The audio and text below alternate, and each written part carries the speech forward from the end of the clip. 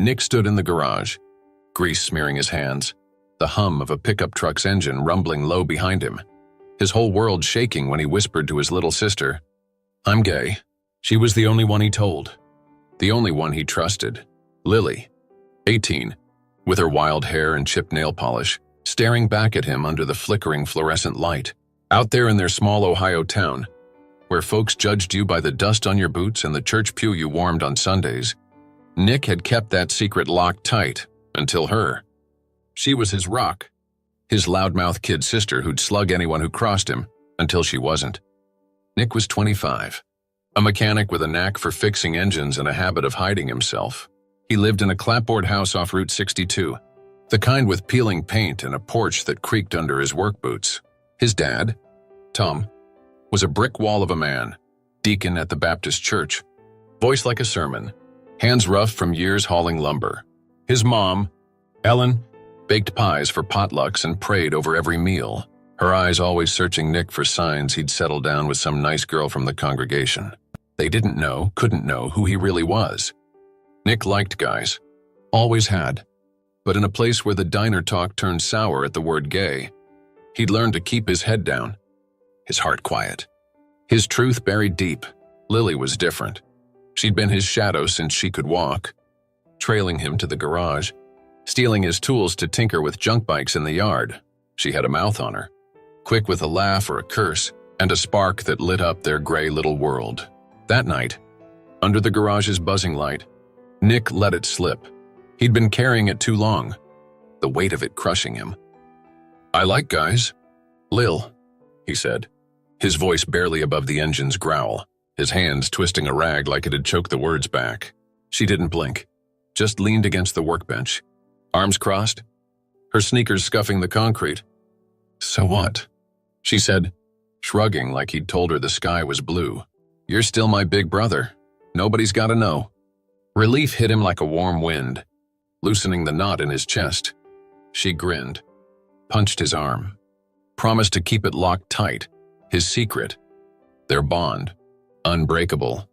They got closer after that, Nick sneaking her candy from the gas station, Lily blasting her punk rock tapes in his truck when he drove her to school. She'd tease him about his quiet ways, call him grease monkey, but she'd listen too. Late nights on the porch when he'd talk about the guy he'd met at a bar in Columbus. Nothing serious, just a spark he couldn't chase. She'd nod, her eyes sharp, saying, "You deserve that." Nick, screw what Dad thinks. He believed her, believed she'd stand by him, no matter what. In a house where the walls felt like they judged, where his dad's Bible thumped louder than any word Nick could say, Lily was his safe place. The one soul who saw him whole. But it wasn't perfect. Lily had her storms, her teenage flare-ups, slamming doors when Tom grounded her, sneaking out when Ellen turned her back. Nick covered for her, took the heat when she got caught, kept her secrets like she kept his. They were a team, him with his steady hands, her with her wild heart, two kids holding each other up against a family that didn't bend. He'd sit in that garage, oil under his nails, and think about how she'd hugged him after that confession, her skinny arms tight around his ribs, whispering, "I got you." Nick, always.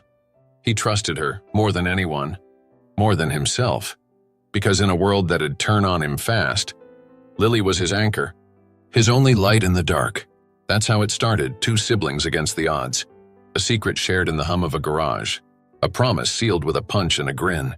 But trust's a fragile thing, and this story's got a twist that'll break your heart before it mends it. Stick around, it's just getting started. If this hits you where you live, hit that like button, share it with someone who gets it, and subscribe to Heart Stories. We're spinning tales of real bonds, real fights, and I'd love you along for the ride. Nick leaned against his truck in the driveway, the Ohio dusk settling heavy with crickets chirping and the faint smell of gasoline clinging to his flannel. He was mad, madder than he'd been in months, watching Lily stomp up the porch steps, her sneakers leaving mud streaks he'd have to scrub later. She'd taken his keys again, snuck the truck out to some party down by the quarry, and rolled back at midnight like it was nothing. He'd trusted her, his little sister, his confidant, and now she'd pushed him too far. But he didn't know that night would crack their bond wide open, that her anger would spill his secret like oil on a fire, burning down everything he'd built to keep himself safe. It started small, Nick waiting by the garage when she pulled in, headlights cutting through the dark, the engine rumbling rough from her sloppy driving. "Where'd you go?" "Lil?" he asked, arms crossed, voice tight but steady, the kind he used on a stubborn engine.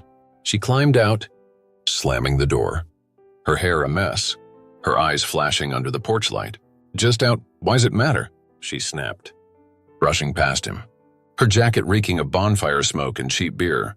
He grabbed her arm, not hard, just enough, and turned her back. "It's my truck. You can't just take it," he said, louder now, the frustration bubbling up. "I cover for you, and you pull this?" She yanked free, her face twisting. "You're not my dad. Nick, stop acting like it." The fight escalated fast, words flying like sparks in that cramped driveway, the kind of yelling that woke the neighbors' dogs.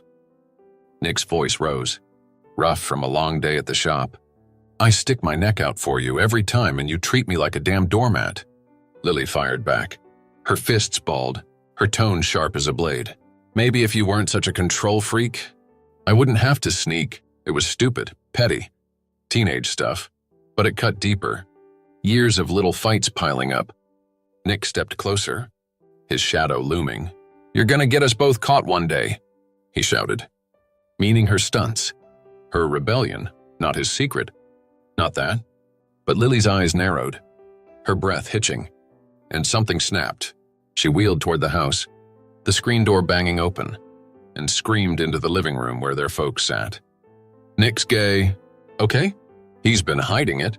The world stopped. Nick froze mid-step, his boots rooted to the gravel, his heart slamming against his ribs like a busted piston. Inside, the TV's hum cut out, replaced by a silence thick enough to choke on. Lily stood in the doorway, panting, her face red, her words hanging heavy in the air. Tom rose from his recliner, slow, his Bible thumping to the floor, his jaw tight as steel. Ellen clutched her knitting, needles clattering, her eyes wide with shock, then narrowing with something colder. Nick stared at Lily, his voice gone, his chest hollow. "Why?" he rasped, barely a whisper. But she didn't answer, just turned away, her shoulders shaking, leaving him exposed under the porch light's glare.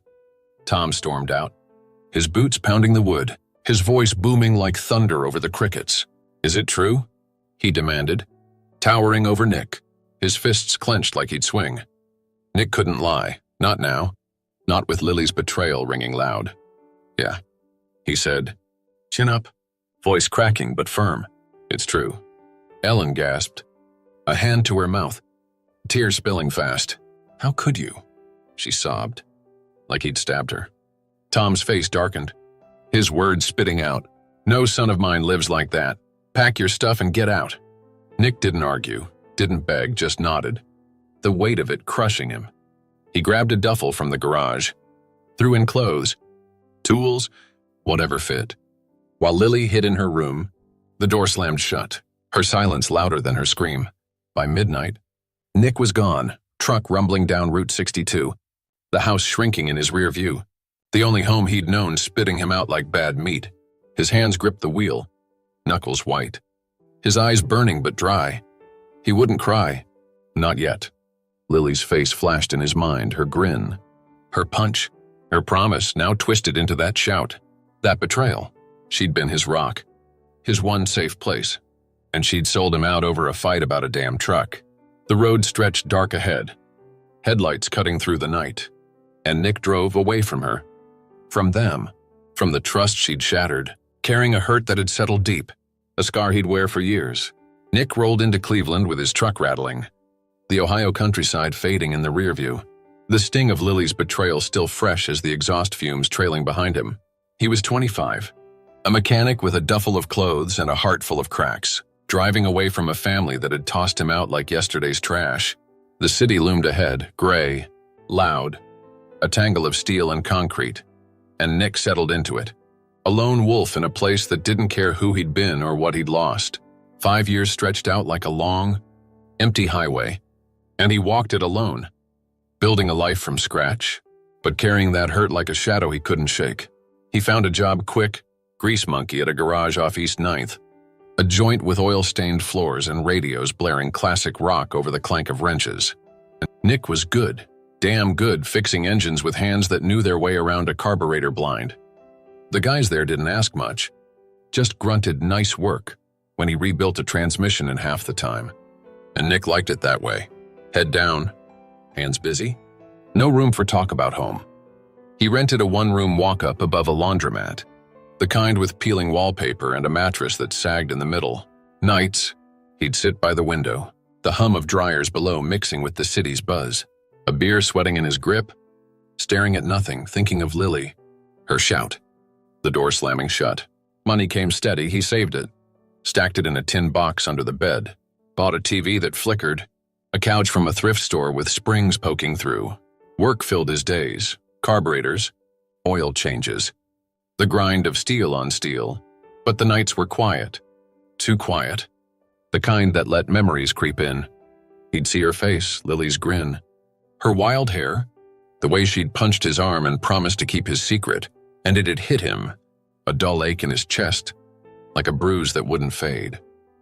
He didn't call, didn't write, cut them all off. His folks, her, the whole damn town. Letters came once, Ellen's handwriting, shaky, begging him to come back, but he tore them up. Let the pieces scatter in the trash. His jaw tight. His silence his shield. Nick tried living, hit the bars sometimes, joints with dim lights and sticky floors, sipping whiskey while Springsteen played on the jukebox. He'd catch a guy's eye now and then, dark hair, a shy smile, maybe share a drink, a laugh, a night if it felt right. But it never stuck. Trust was a gear he couldn't shift, stuck after Lily's knife in his back. He'd walk home alone, hands in his pockets, the city rain slicking his jacket, thinking about how she'd been his one safe place, how she'd sold him out over a fight about his truck. Friends at the garage, guys like Pete, loud and rough, tried pulling him out, slapping his back, dragging him to ball games. But Nick stayed on the edge, a grin that didn't reach his eyes. A man half there. Years piled up, 25 turned to 28. Then 30, and Nick grew roots. Shallow but steady. The garage boss gave him a raise, a corner bay to run, called him the best damn wrench in Cleveland. He fixed up the apartment, new paint, a real bed, a radio that didn't crackle, but it stayed empty. A shell he lived in, not a home. Sundays, he'd drive out to the lake, park by the water, watch the waves roll gray and cold, the wind tugging at his flannel. He'd think of Ohio, of Tom's thundering voice, Ellen's tears, Lily's slammed door, and wonder if she missed him, if she regretted it. But he didn't reach out. Pride, pain, something hard kept him locked away. A man surviving, not living. The loneliness a weight he carried quiet. Nick got by, built a life, piece by piece. A mechanic with a steady hand and a steady paycheck, but the hole stayed. Lily's betrayal wasn't just a cut. It was a scar, etched deep, a reminder of the sister who'd promised always and delivered never. He'd sit in that apartment, the TV droning low, and hear her voice, Nick's gay, echoing through 5 years of silence, a wound he couldn't fix like an engine. Cleveland held him, but it didn't heal him, kept him moving, kept him breathing, but left him alone. A man running on fumes, waiting for something he couldn't name. Nick slumped on his thrift store couch, the Cleveland rain drumming against the window, a cold beer sweating in his hand as the TV flickered with some late-night car ad. 5 years had hardened him, 30 now, a mechanic with steady hands and a steady life, but a heart still raw from Lily's betrayal. His phone buzzed on the coffee table, a chipped slab of wood he'd scavenged from a curb, and he ignored it until it buzzed again, an email alert lighting up the screen. The subject hit him like a wrench to the chest. Nick, I'm sorry, please watch. It was from Lily, his little sister, the one who'd shattered his world. And attached was a video that had turned his lonely nights upside down. He hesitated, fingers hovering. The beer warm now, the room silent but for the rain's steady tap. 5 years of no calls, no letters, just silence since she'd screamed his secret to their folks, since Tom's boots had stomped him out of that Ohio house. Why now? He clicked play, half expecting a trick. And there she was, Lily, on a grainy screen, lying in a hospital bed, her wild hair gone thin, her face pale under harsh lights, tubes snaked from her arm. A beep pulsed slow in the background, and her voice cracked through the speakers. Weak but clear. "Nick, it's me. I've got cancer, bad, and I don't know how long I've got." His gut twisted, the beer slipping in his grip, her words sinking in like gravel under tires. She looked small, smaller than he'd ever seen her. Cheeks hollow, eyes red from crying, a shadow of the kid who'd punched his arm and sworn to keep him safe. "I messed up," she said, her breath shaky, tears spilling fast. "That night I was mad, jealous. You had your secrets, and I didn't. I told Mom and Dad because I wanted to hurt you, and I've hated myself ever since." Nick's jaw tightened, his chest aching. Jealousy. That's what broke them? She coughed. "Frail," then pushed on. "They kicked you out. And I let them. I was too scared to stop it. I'm so sorry. Nick, I'd take it back if I could." Her voice broke, a sob cutting through. And he felt it, a crack in the wall he'd built. The video rolled, 2 minutes that felt like years. Lily spilling her guts, her regrets, her shame. "I've been sick a year, lungs, and it's bad now. I don't deserve it. But I need to see you, please." She stared into the camera, eyes pleading. The girl who'd been his rock now crumbling, begging for a chance he didn't know he could give. The screen went black. Love? Lily fading out? And Nick sat there. The rain louder now, pounding like his pulse. 5 years of anger, of picturing her laugh. Her slammed door crashed against this, her thin frame, her tears, her deathbed confession. He didn't move, just stared at that blank screen. The beer forgotten, his mind spinning between rage and a pull he couldn't name. He got up, paced the room, boots scuffing the worn rug, hands raking through his hair, the walls closing in. She'd betrayed him, tore his life apart with one shout, and now she was dying, asking for forgiveness like it had erased the nights he'd slept in his truck, the years he'd walked alone. But her voice stuck. "I wanted to hurt you." And it gnawed at him, a truth that stung different. He saw her, 18, wild, lost in her own storms and himself, the brother she'd leaned on, the one she'd lashed out at. He stopped, leaned on the windowsill, the cold glass against his forehead, and felt it shift, anger cracking, something softer bleeding through. A choice he didn't want but couldn't dodge. Nick drove back to Ohio, the Cleveland skyline shrinking in his rear view, the truck's engine humming steady as his hands gripped the wheel tight. 5 years had passed since Lily's betrayal had chased him out, but her video, her frail voice, her tears, had dragged him back down Route 62, past the fields and faded barns, to a hospital room where his little sister lay waiting. He was 30 now, a mechanic with scars and a life rebuilt, but stepping through that door, he felt 25 again, raw, unsure, the hurt and love tangled up like wires under a hood. Lily was there, a ghost under white sheets, and what came next would mend a break he'd thought permanent. The room smelled of bleach and flowers, lilies, ironic and sharp, her bed flanked by machines that beeped slow and steady. Lily looked up, her eyes sunken but bright, her thin hand reaching as Nick stood frozen by the door, his boots scuffing the tile. "You came," she whispered, voice a rasp. And he nodded, swallowing hard, the anger he'd carried melting against her frail frame. He sat, the chair creaking, and she grabbed his hand, cold, trembling, but fierce like the kid she'd been. "I'm so sorry, Nick," she said, tears spilling. "I was stupid, scared, and I broke us." He didn't pull away, just listened, her words washing over him, softening the edges of that old wound. She talked, halting, weak about the fight, the jealousy, how she'd hated herself every day since. Nick stayed quiet, his thumb brushing her knuckles, memories flashing, her grin in the garage, her shout in the dark, the silence after. "I thought you'd never forgive me," she said. And he felt it, a crack widening, letting something through. "I didn't want to," he admitted, voice low, rough like gravel. But you're my sister, and you're here, she sobbed. A small, broken sound. And he leaned in, pulling her close, her bony shoulders shaking against his chest. They held on, 5 years of pain dissolving in that hug. A bond bent but not snapped. Stronger for the breaking. Nick stayed till dawn, talking, crying, laughing a little when she teased his beard, her old spark flickering through the haze. She was slipping, cancer winning. But they'd found each other, a piece carved from regret. He left with her whisper, "Love you," grease monkey, and drove home. The sunrise warm on his face, the weight lighter. Lily passed a week later, but that night had healed him, taught him family could cut deep, but love could stitch it back. If you let it, he'd carry her. Not the betrayal, a lesson in forgiveness he'd learned too late, but learned all the same. So what's your line? Where's the hurt you'd cross a state to heal? Tell me in the comments, what's worth forgiving to you?